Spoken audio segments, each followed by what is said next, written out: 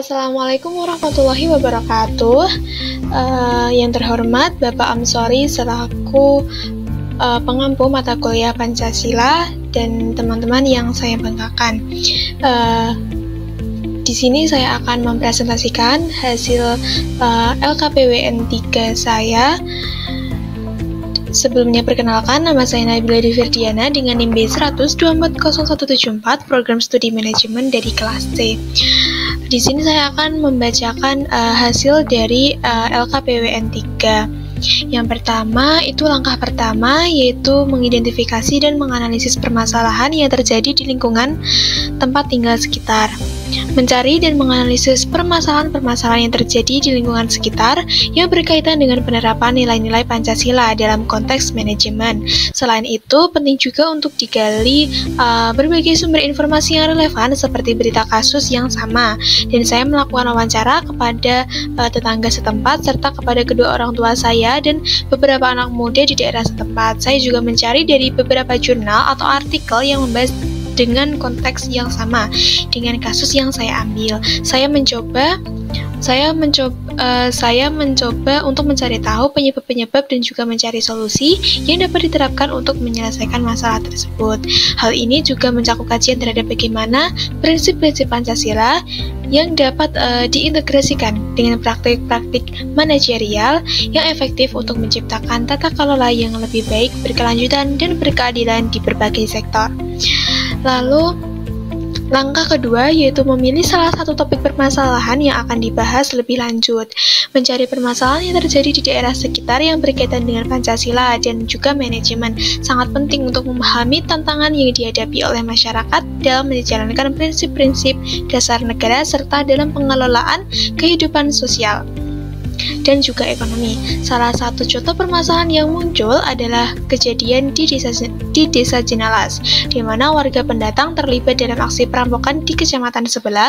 Fenomena tersebut mencerminkan adanya masalah dalam penerapan nilai-nilai Pancasila seperti keadilan sosial dan ketertiban umum, serta tantangan dalam manajemen keamanan dan pengelolaan sumber daya di tingkat lokal. Untuk menggali lebih dalam, maka kita perlu mengetahui pentingnya untuk mencari berbagai sumber informasi terkait, baik dari aspek hukum, sosial, maupun manajerial untuk mencari solusi yang tepat dalam mengatasi masalah tersebut.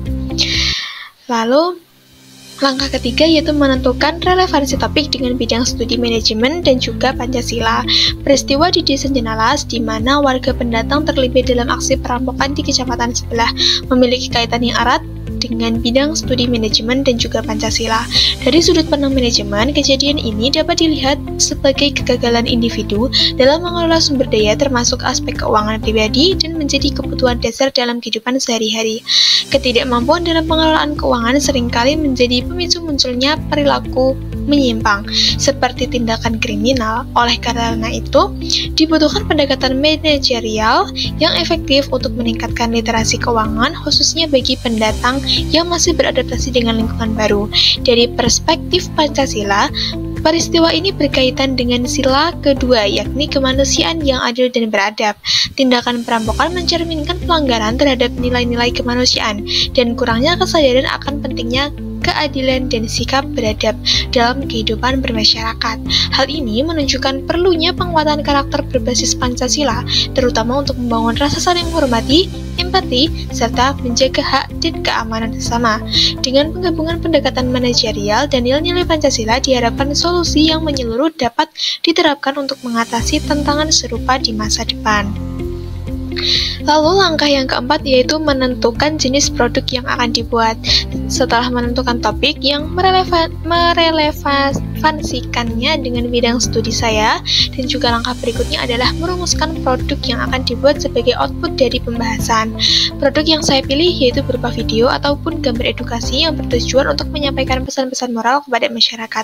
Materi dalam produk ini akan menekankan pentingnya memiliki etika yang baik seperti saling menghormati, saling menjaga sopan santun, saling menjunjung tinggi nilai kemanusiaan dan kehidupan sehari-hari.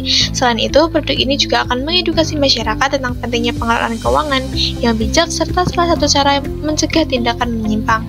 Dengan pendekatan visual dan juga edukatif, diharapkan pesan-pesan tersebut dapat diterima dengan lebih mudah dan memberikan dampak positif bagi masyarakat luas.